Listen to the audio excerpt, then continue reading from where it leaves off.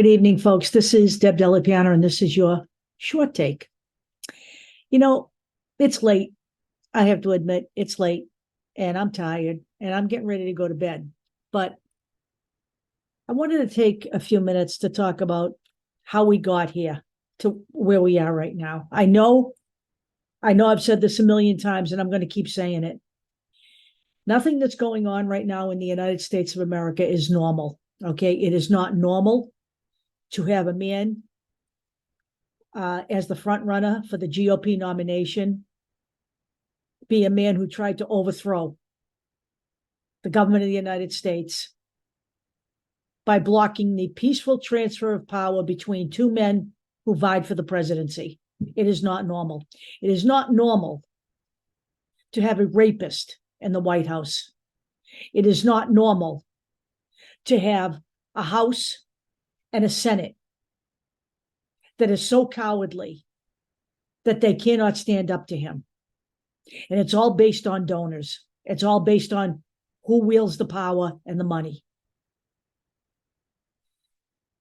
But I want to talk about how we got here as well. And I have said this before, and I will say it again. We ended up with Donald Trump in 2016 due to low Democratic voter turnout. That is an established reality. For whatever reason, and I'm believing a lot of this was a lot of the garbage on social media that came from Russian disinformation sources. They were rampant all over Facebook in 2016, before 2016, in the time leading up to the election. And the right wing amplified this. And some of the people on the left fell for this. And they became ambivalent about Hillary Clinton and didn't even bother to go to the polls. I know that. I know some of those people, okay? And I'm not blaming anybody because we fell for some shit too back in the day. I am talking about how virulent this whole social media stratosphere is when it comes to election time. And now with AI coming into play here, 2024 is even more dangerous. If you do not think the Russians are going to be back, they are. They want Donald Trump. They do not want Joe Biden because they know that Donald Trump will hand them the Ukraine on a silver platter. And that's a fact. Because right now, if the GOP could hand Ukraine back to Russia, they would. At least the MAGA house would, okay? We are also here for another reason. We are also here because Donald Trump was impeached for a second time.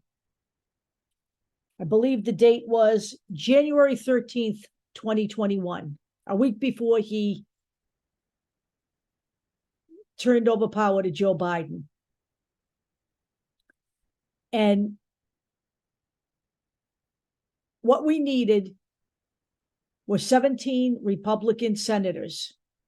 The House had already impeached him. It was a Democratic Party controlled House. He was already impeached, guilty in the House. When it came to the Senate, we needed 17. 17 Republicans. What we ended up with was 7, not 17. And some of those senators were Lisa Murkowski, Susan Collins, Mitt Romney, Ben Sasse. There were 7 Republicans who crossed the aisle because they knew that Donald Trump was responsible for what happened on January 6, 2021. But the rest of them didn't. And even after Mitch McConnell thought he was mulling over voting in favor of guilty, he did not. He did not. He voted to acquit. And then he tried to make it look like he was doing a big thing by getting up and making a speech afterwards about how he knew and everyone knew that Donald Trump was responsible for what happened on that day. But he didn't vote guilty. He voted to acquit. Essentially, the Republican Party in this country, that was a day, by the way, in my opinion, that the Republican Party handed control of the party over to Donald Trump. It was a pivotal moment.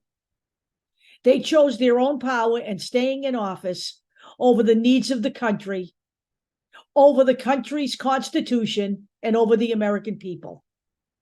And here we sit today in 2024 with Donald Trump,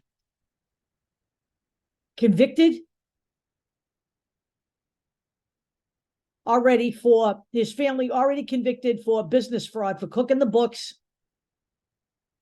and for tax fraud. Convicted in the E.G. Carroll case, legally and technically, of sexual abuse. But as one judge put it, when he tried to have the sentence reduced, the $5 million payout, when he tried to have it reduced through his attorneys because they didn't prove rape, another judge, a federal judge,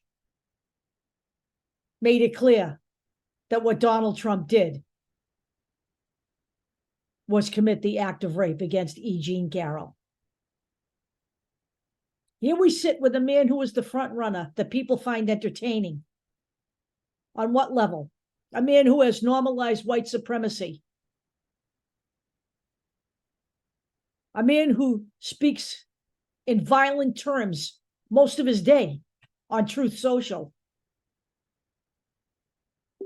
We have a host of people in our House and Senate who are Donald Trump acolytes, who are leftovers, who are seditionists.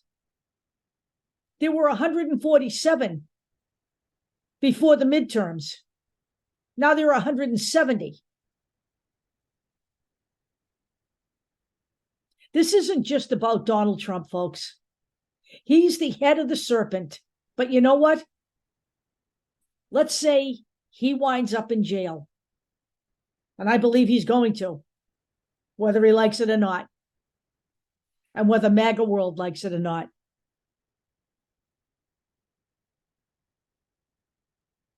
But it's about more than him. We have a huge problem in the House and a big problem in the Senate. We have a Senate who's remaining mute right now, not even talking about what has transpired over the last week with Donald Trump finally being charged by the Department of Justice in a criminal case for the events leading up to January 6, 2021, and for the fake electors. Not one of them has spoken out. Not one. And the people in the House, the MAGA House, they've all found ways to rally around the boy. Most of what they're saying is, what about Hunter Biden? What about Hunter Biden? There's nothing about Hunter Biden. He was never in the government. He was a private citizen. What about Hunter Biden? What about him? You've been having hearings about this guy for 3, 4, 5 years, including a special prosecutor appointed by the Republican Party who has found absolutely nothing, and nothing has changed. They had their latest bombshell witness who went bust on them again. Hunter Biden is the smokescreen to keep the focus off Donald Trump, but there is nothing that's going to keep the focus off Donald Trump because he's about to go down again in Georgia. There is no way that this is a witch hunt. There are mountains of evidence against Donald Trump, whether people want to believe that or not. All of Donald Trump's lawyers have been given that evidence now to view, to try to build a case to defend him.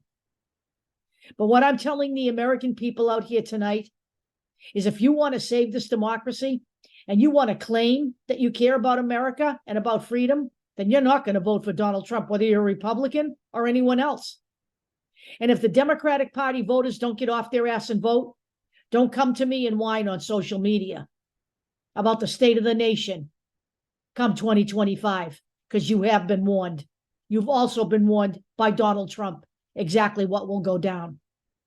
I will talk to you all later.